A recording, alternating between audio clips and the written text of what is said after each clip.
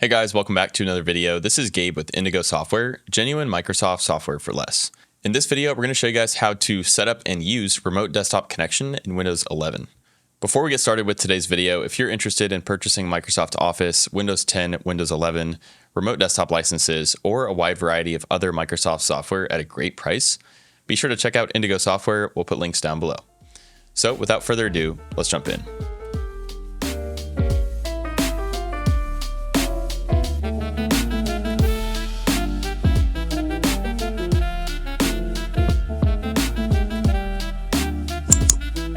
Alright guys, so before we jump onto the on-computer portion of this tutorial, we just want to cover a few requisites. Now the first thing is the client machine, so not the host machine, but the client machine needs to be Windows 11 Pro or better.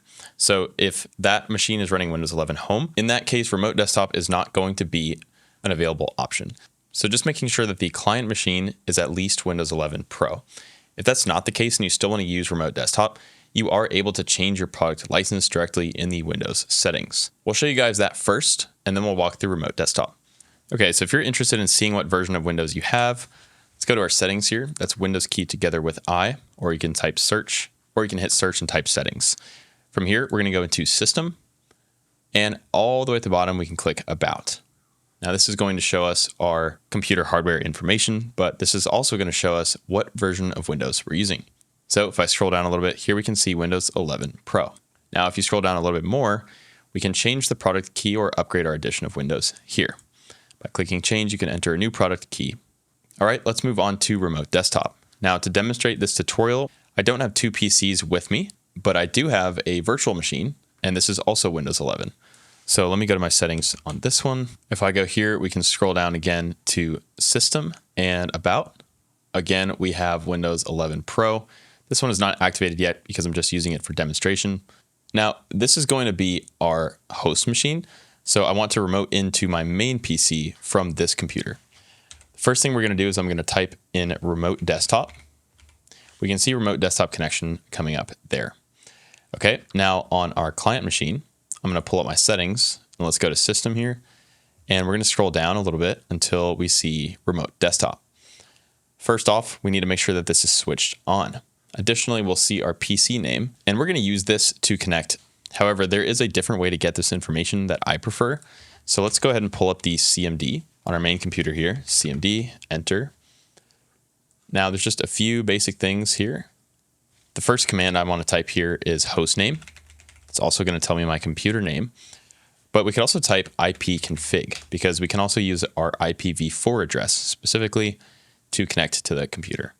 So let's try the computer name. Again, that was, if we just scroll up here, we just want to make sure that we enter it word for word. Now it's also worth noting that our PC has to have a password for this to work, meaning I need to have a password configured on my client Windows installation for this to work properly. So let's go ahead and type the computer name and we'll hit enter. And as we can see, we're pretty much immediately prompted for credentials. This is asking me for the Microsoft account login for my main email address associated with the account. So I'm going to go ahead and enter that. Press OK. All right, and then once we've entered our password, we're going to get a message here that says identity of the remote controller cannot be verified. Do you want to connect anyways? Make sure that the computer you're connecting to is safe before selecting yes on this. Now I'm essentially getting booted because I'm simultaneously trying to use my PC. Basically, the desktop operating system only allows one connection at a time, which means I would need to not use my computer in order to operate remotely from the virtual machine. But that's all there is to getting connected with remote desktop. It's fairly straightforward. And just be sure to let us know if you guys have any questions along the way. All right, guys, so that's going to do it for today's video. If you have any questions about anything that we covered, feel free to drop those in the comments below, and we'll get back with you as soon as we can. Again, if you're interested in purchasing genuine Microsoft software at a great price, be sure to check out Indigo Software. We'll have all those links down below. As our channel continues to grow, we're constantly looking for new video topic ideas. If you have any suggestions of your own, we'd love to know what those are. And lastly, a like and subscribe goes a long way in supporting our channel and would be greatly appreciated. Thanks again for watching. We'll see you guys next time.